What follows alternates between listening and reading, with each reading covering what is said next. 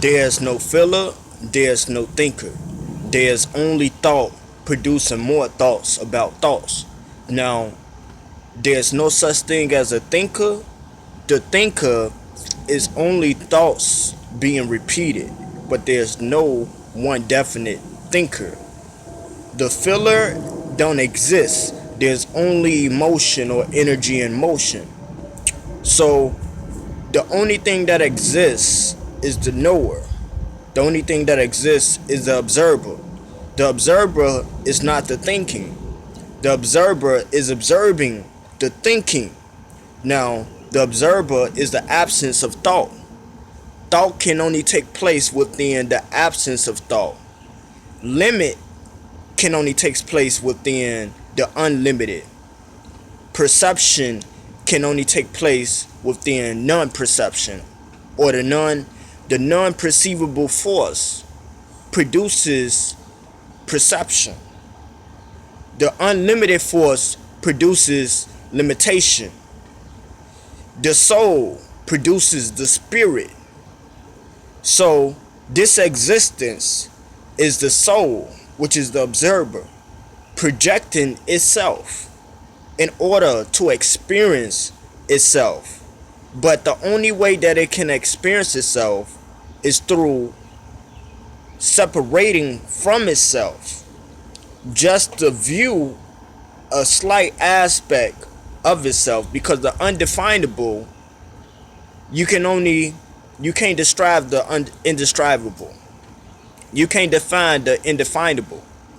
And when you do define, if you do define the indefinable, then you limit it. And you can limit an aspect of the unlimited, but you can never grasp the whole depthness of the forever continuous lasting energy. Now, um, when we're dealing with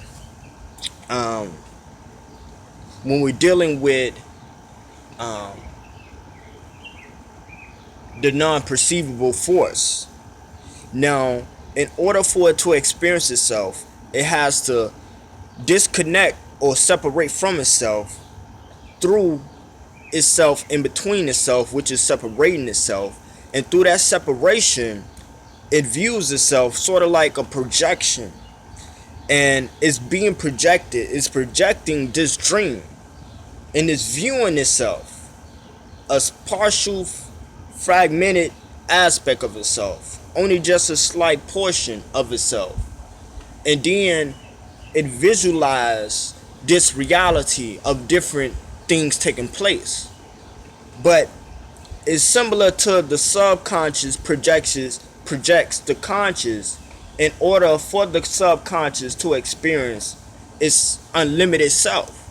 So it's so unlimited that it can't be limited unless it separates itself from itself in order to experience itself through a slight aspect of itself, a limited aspect of itself, so that it can understand the depthness of its higher self. So the purpose of the soul making the spirit or creating the spirit is so that the spirit can acknowledge the soul, and so that the spirit can become closer to the soul, but also so that the spirit can know the unknowable. And the unknown, which is the soul, which is the observer, which is the source, the unknown cannot be known unless it separates itself from itself in order to make known the unknown. And in order to make known, you can only make, the more you make it known, the more you make it unknown. The more you make it unknown, the more you make it known.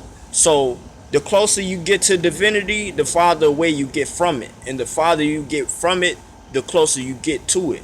So when you separate from it, when the spirit separates from the soul, it get away from it. But when it get away from it, it get closer to it. So the subconscious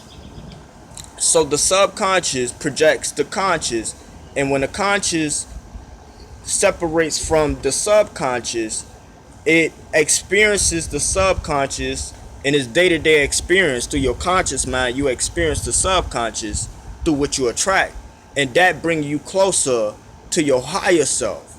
So the purpose of it all is to bring you closer to your higher God self, this whole existence.